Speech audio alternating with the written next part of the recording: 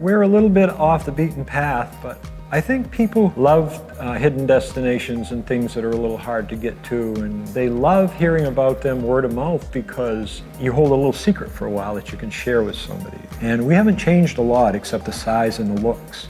The food is the same, and I think that's what we remember is what we put in our body.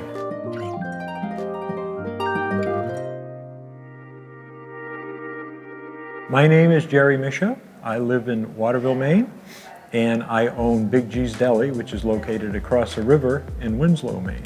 I've always liked sandwiches because I've always been eating on my feet. I don't sit down and eat very often. I knew that that would be the basis of my restaurant, and that's when I developed the sandwich menu and worked on the sandwiches, and that's where it began, yeah. We started in 1986, and we've been at this present location since 1990. We have added on to the original building 4 times. You make it and they will come, they told us. So we kept making it and they kept coming and we kept getting bigger. It's as simple as that, I guess. People are shocked when they come in and actually buy a sandwich and see how big it is and realize that that $10 or $12 they saw online for a sandwich is well worth it. Our menu is spread out. We have all kinds of different pastas, marinara and meat sauce, meatballs. I make soup myself here. Every day available. Hot sandwiches and cold sandwiches. We had a commercial, and at the end of the commercial I said, see, size does matter at Big G's, and I was holding one of the, The sandwich that we sell the most of is a Big G special. That was one of the first sandwiches we ever came up with. It starts out with some boiled ham, and then we have some pastrami, just a little bit, not too much. And then this pepperoni adds a lot of saltiness. This, of course, has onions on it. And then bacon, the greatest food candy ever invented. We cook about 120 pounds of raw bacon every day on the average. So, and then the cheese goes on top, and then we have a very simple way of heating our sandwiches. Put that on about 1 minute and 30 seconds, and then we'll take a piece of our whole wheat bread. I'm sorry, 2 pieces. Let's just put mayonnaise on this. And I tell my sandwich makers all the time, and it's been our goal from day one, to cover every bite of the sandwich with the substances that are in the sandwich. So this has pickles and tomatoes. This is about perfect. What we want is it's not quite burning your hands on the bottom, and it's heated through with the cheese starting to melt. That goes on top of that, gets adjusted a little bit. And that's a Big G sandwich.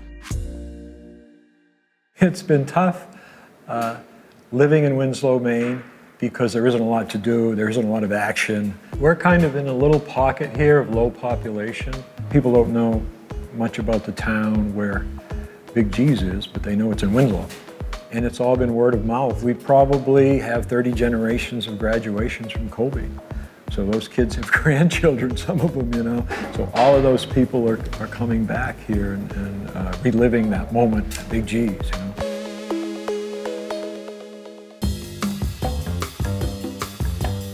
So this is where it all starts. This is the corner of the building. So when we had this idea of starting a sandwich shop in 1986, we had to come up with some kind of bread. And so all the local bakeries, it just wasn't big enough, and it didn't seem like they could supply us properly. We were having trouble, so we decided to make it ourselves. So we bought a mixer. I went to my friend's house who had a welder. And we took some stainless steel sheets, cut them up and welded them together. And these are the original pans from 1986 that we still cook our bread in. The shape and the height is the perfect size to cook 4.5 pounds of dough. We have stayed, over the years, 37 years, we've kept the same formula and baked our bread the same way. This is kind of fun. I haven't done this for years. That's done thousands and thousands of times. That's what we get out of. How many loaves of bread a day, Byron, average, would you say? I go through about 250 pounds of flour, so 50 maybe. Working with my dad and my brother has been a learning experience because we have had different amounts of contact over the years and different amounts of experience working together. We're different people. So it's been kind of incredible. He's like Big G, he's the guy. He's got this giant smile and he's always like ready to serve people and ready to be there even if he's real tired. What? Okay. I really like making the white bread, and it's something that my brother's taught me, and my brother is like, the bread is his baby here. It's Josh's baby, and trusting me with it is such a major thing that I'm really trying to do well. This is my son, and I've been lucky because he's been with me since, geez, how old were you, 14?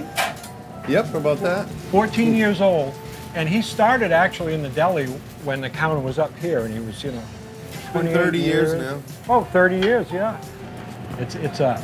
It's a bittersweet this time in my life because I'm 70 and he's approaching 50 rapidly, and he's going to be taking over, and I have to say goodbye, so we have to stop working together so much. He says he was retired, but he works more than most people do at a part-time job.